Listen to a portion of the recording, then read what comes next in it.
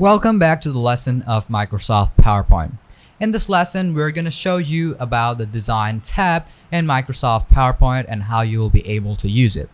So open up Microsoft PowerPoint and you'll see the Design tab. In this Design tab, there are a couple of these themes which you can apply and use them directly. This is row 1 of 5, then 2, 3, 4, 5. You can select whichever one you want according to your desire, and whichever one you prefer, then you will be able to use it. Let's say I'm going to use this one, and you will see that this type of theme will be, applied. And I'm going to click on new slide, and all of them will appear right up over here. Okay. When you add in your content, let's say and you can see it also has a specific type of font.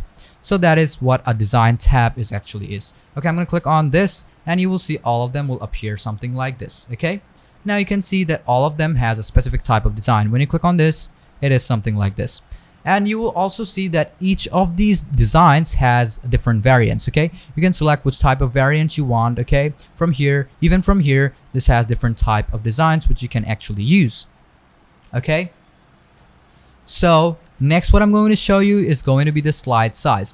The slide size is a very important thing and which you should do, because I'm going to click on it and show you that there are two type of designs or two type of sizes on Microsoft PowerPoint and when you are presenting it. Okay, there is 4.3 and there is 16.9. Okay, so 4.3 is something which is like standard. Sometimes, okay, so a lot of projectors and also monitors does not support the default one, which is on this modern age, which is 16.9. So when it doesn't support that 16.9, those type of projector or monitor supports 4.3 ratio. So when you are trying to project or present that type of content on that type of projector or monitor, make sure to select this 4.3 and then do all of your work. Then what you can do when you select on 4.3 is maximize that ratio and also ensure the fit. So if you want to maximize, some of your content might get cut off, okay, because it's going to maximize that. But sometimes what it does is when you select ensure to fit, it's going to be a bit different. So what you're going to do standard, most of the time I prefer you to use ensure fit so that all the content are on the screen and all visible, even though if they are stretched a bit, condensed, yet all the content will be available and visible.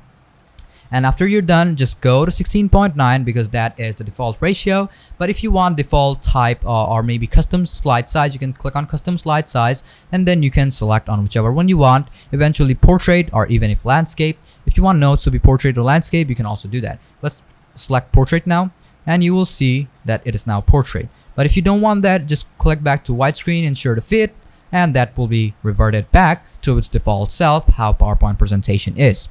Now here is format background. If you want to format the background which you are working on, you can select on format background. An option like this will appear up. Okay, you can select fill, gradient fill, picture fill, pattern fill, and hide background graphics. You can also decrease the transparency.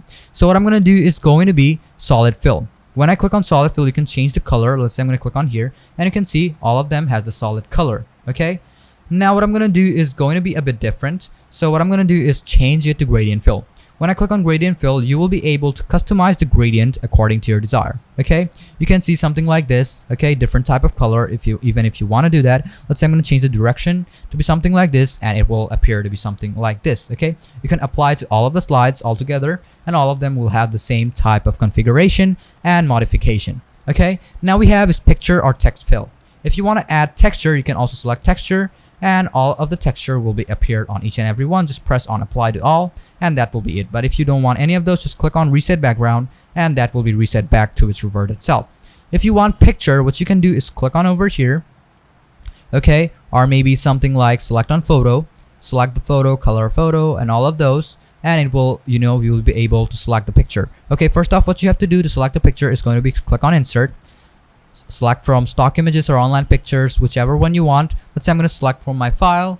I'm going to go over here. Let's say I'm going to select on this, press on insert, and it's going to contain that type of background. See, this is very simple. If you want to change the offsets of each and every one of those, you can also do that. You can press on apply to all and all of the slide will have that same type of background, right? Very simple. Now is pattern fill. If you want different type of patterns, you have that option to use pattern fill and select whichever type of pattern you want. If you want to hide background graphic, just click on background, hide background graphic. And if you want to change the foreground, you can also change it according to your desire and change the color. If you want the background to be something else, let's say I'm going to select on this, and now you can see that it is a bit different. Okay, now you know all about the design section. So hope you guys understood everything in this lesson, and thank you for staying with us and watching this video.